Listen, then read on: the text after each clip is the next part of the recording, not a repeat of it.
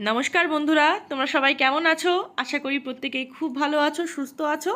আমরাও কিন্তু ভালো আছি। আজকে দুপুর থেকে শুরু করছি নতুন আরেকটা ভিডিও। সকাল সকাল প্রাথমিক যেসব কাজকর্ম থাকে, সকালবেলা একটা বাড়ির বউয়ের সমস্ত কিছু কমপ্লিট হয়ে গেছে।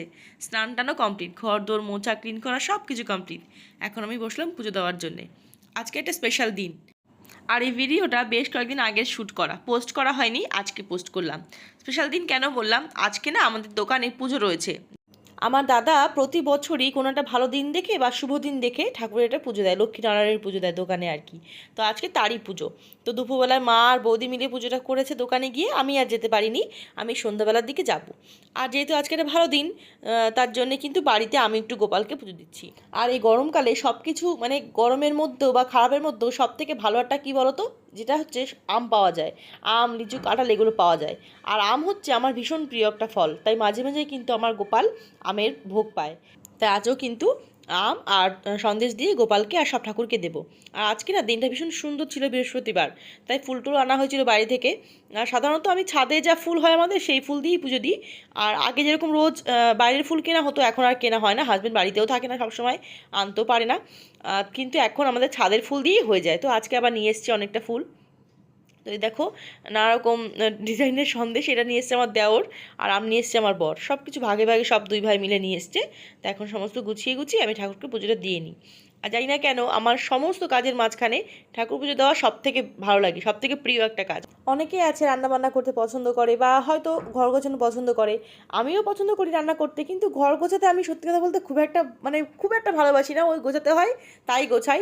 আর খুব একটা ঘর গোছানো আমার আইডিয়াটাও কম। যে অনেকে থাকে না খুব সুন্দর ফ্যাশনেবলভাবে সুন্দর ঘরটাকে গুছিয়ে রাখে, আমি আমার মতো করে মোটামুটি পরিপাটি করে গুছিয়ে রাখি। কিন্তু খুব আহামরি ঘর গোছানো আমি পারি না সত্যি কথা বলতে। আমার যতটুকু মনে হয় পরিষ্কার রাখা উচিত, আমি সেটুকুই চেষ্টা করি।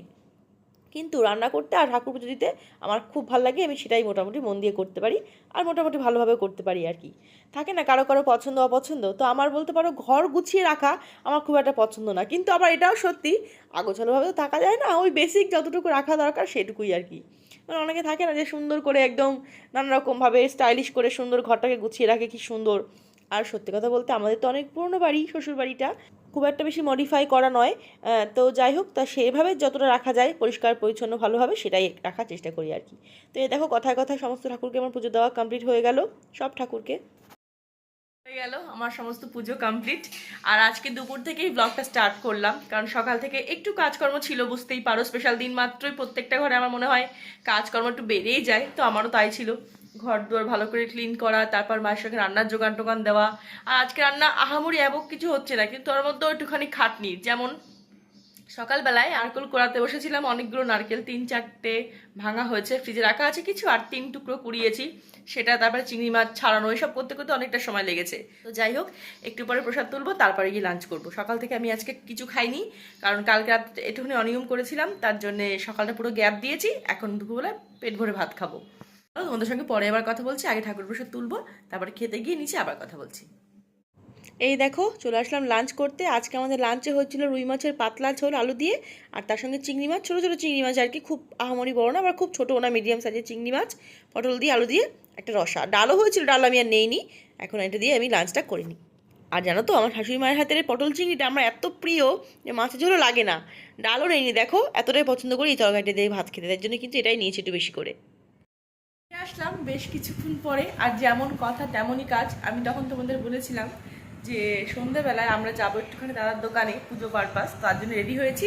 আর দুপুরবেলায় অত সুন্দর লাঞ্চ করার পরে একটা লম্বা ঘুমিয়েছি।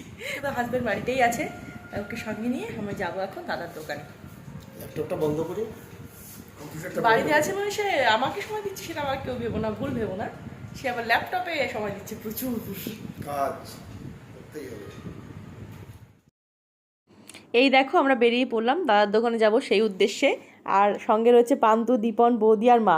সব আমরা মজা করতে করতে হাসাহাসি করতে করতে যাচ্ছি। আর আমার মনে হয় পরিবারের সঙ্গে কোথাও বেরোনো মাত্রই খুব আনন্দ মুহূর্ত, মজার মুহূর্ত। তো যাই হোক, চলো যাচ্ছি দাদার দোকানে। আর চা খেতে যাবো মেনলি, তার সঙ্গে দাদা তো বলেছে হালকা তা করতে আসবি তোরা সবাই মজা করে। তো সেটাই আমরা এসেছি। আর জানো তো, আজকে দাদার দোকানে অনেকে প্রসাদ পেয়েছে। যেহেতু পুজো করা হয়, সবাইকে তো সত্যি প্যাকেট দেওয়া সম্ভব না, বুঝতেই তো পারছো। আমাদের ছোট একটা দোকান, কিন্তু এই দোকানটা আমাদের ভীষণ লক্ষ্মী। বাবা দাদা দুজনে মিলে যে দাঁড় করিয়েছে দোকানটাকে, এরপরেই কিন্তু আমার বাপের বাড়ি টোটাল সংসারটা ডিপেন্ড করে আছে। সুতরাং এর জন্যই কিন্তু এই দোকানটা আমাদের কাছে লক্ষ্মী। তো আজকে দুপুরবেলা সবাইকে লাড্ডু গজা এগুলো সবাইকে মানে দেওয়া হয়েছে প্রসাদ হিসাবে আর কি, কয়েকজনকে মানে কিছু লোককে আর কি, যা যা নিয়মিত কাস্টমার তাদেরকে। তো এখন আমরা চলে আসলাম, দাদা তো এখন সবাইকে চা দিচ্ছে আর আমরাও চা বিস্কিট খাচ্ছি। দোকানে যাওয়া মাত্রই সবাই চা বিস্কিট খাবেই একটু। আমি তো চা খাই না, কিন্তু আজকে আমিও খেয়েছিলাম, ইচ্ছা করছিল তাই। আর দেখবে একটুখানি এক পরশলা বৃষ্টি হওয়ার পর থেকে না একটু চা খেতে ইচ্ছা করে, তার জন্য সেইভাবে চা খাচ্ছে। আর মামাকে দেখো, সে যে কত খুশি কত খুশি, কি করছে কি করবে সবার সঙ্গে একসঙ্গে বেরোলে তার আনন্দের সীমা থাকে না। তো এখন সবাই একটু চাটা খাওয়া চলছে। আর দাদা একটু পরে দিল আমাদের সত্যিকারেরই প্যাকেট। আমি তো অবাক হয়ে গেছি, ও সত্যি এতটা সারপ্রাইজ মানে রেখেছিল। আসলে কি জানো তো, আমরা দুই ভাই বন্ধু রকম। দাদা একটু চুপচাপ, মানে ও ব্যাপারটা গোপন রাখতে পারে, শাই টাইপের। আর আমি আবার কি, আমার কোনো গোপন থাকে না, আমি সব কথা বলে ফেলি, ভীষণ কথা বলি। আর ও উল্টো, এবার ও যে ব্যাপারটা চুপচাপ রেখে সারপ্রাইজ রেখেছে আমাদের, সেটা সত্যি আমি জানতাম না। এখন সবাইকে আমাদের একে একে ধরে ধরে প্যাকেট দিচ্ছে, শনপাপড়ির প্যাকেট, মিষ্টির প্যাকেট, সন্দেশের প্যাকেট ছিল একটা, এই আর কি। তো আমরা তো সবাই ভীষণই খুশি আর সবাই অবাক। প্রথমত দাদা তো সুন্দর সারপ্রাইজ দেবে ভাবিই নি, ভাবছি দোকানে যাবো চা বিস্কিট খাবো চলে আসবো, আর একটুখানি বাইরের দিকে যাবো যদি কিছু আমরা এক্সট্রা কিছু খাই। আর যখনই সবাই আমরা একসঙ্গে কোথাও যাই তখন কিছু না কিছু বাইরে একটু চেষ্টা করি বাচ্চাগুলোকে নিয়ে খাওয়া দাওয়া করানোর। তো আজকেও সেভাবেই গেছিলাম দোকান থেকে বেরিয়ে। মা চলে গেল বাড়িতে, মা আর কিছু খাবে না। তো আমরা ফুচকা, দেখো ফুচকা নিয়ে চলে যাচ্ছি, ফুচকা খাবো, তারপর কেকের দোকানে যাবো একটু।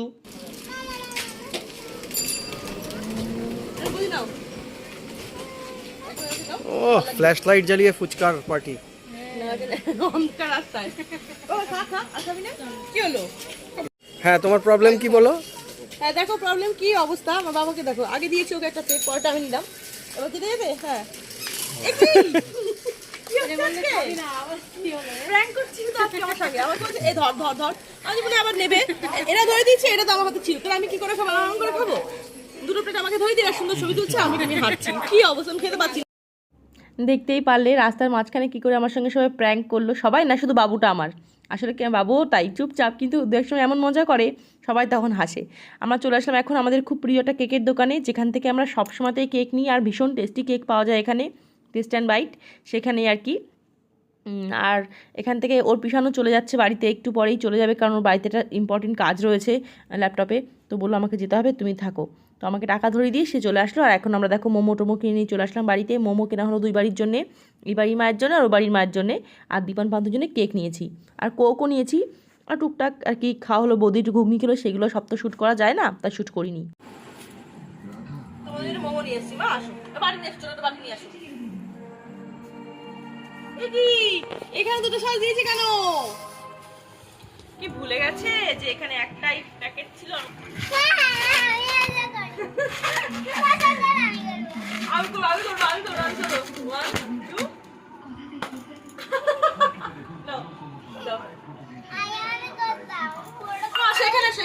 হ্যাঁ ছোট মানুষ না, স্বাভাবিক। বনুকে দে একটা, হাতে দে বনুকে, দেখি তাকাও, হ্যাপিলি তাকাও, বলি বাবলি, খাও খাও খাও। চলে আসলাম আবার বাড়িতে, অনেকটা ঘোরাঘুরি, অনেক কিছু খাওয়া দাওয়া, দোকানে ঘোরা, সমস্ত কিছু কমপ্লিট। আর দাদা আজকে একটা সোনপাপড়ি প্যাকেট দিয়েছিল, তো সেখান থেকে সবাইকে দিলাম। আর দেখো এখন আমিও খাচ্ছি, মারা এখন নিচে বসে মোমো খাচ্ছে, আমি তখন মাকে মোমো দিয়ে ও বাড়িতে চলে গেছি, মা খায়নি এখন খাচ্ছে। তো তাই ভাবলাম ভিডিওটা এখানে এন্ড করে দিই। তো যাই হোক, কেমন লাগলো আজকে আমাদের এই সিম্পল ঘরোয়া ছোট একটা ব্লগ, সেটা কিন্তু অবশ্যই কমেন্ট করে জানিও, তাহলে আমার খুব ভালো লাগবে। আর আজকে আমার একটু অনিয়ম হলো, আমি ন্যাচারালি সন্ধ্যাবেলার পরে কিছু খাই না, আজকে একটু অনিয়ম করছি। সোনপাপড়ি খাচ্ছি, খুব টেস্টি, এটা আমার খুব প্রিয়, হালদিরামসের সোনপাপড়ি। ফুচকা খেয়েছি, মোমো খেয়েছি একটা, বাবুদের থেকে একটু কেক খেয়েছি, অনেক কিছু খেয়েছি। তো আজকে আমার চিট ডে বলতে পারো, এভাবে আজকে সন্ধ্যাটা মোটামুটি কাটলাম ফ্যামিলির সঙ্গে মজা করে, আনন্দ করে। তো চলো সবাইকে টাটা, তোমার সবাই খুব ভালো থেকো, সাবধানে থেকো, দেখা হচ্ছে খুব শীঘ্রই নতুন একটা ভিডিওর সঙ্গে। ততক্ষণ যেন সবাই খুব ভালো থেকো, টাটা সবাইকে।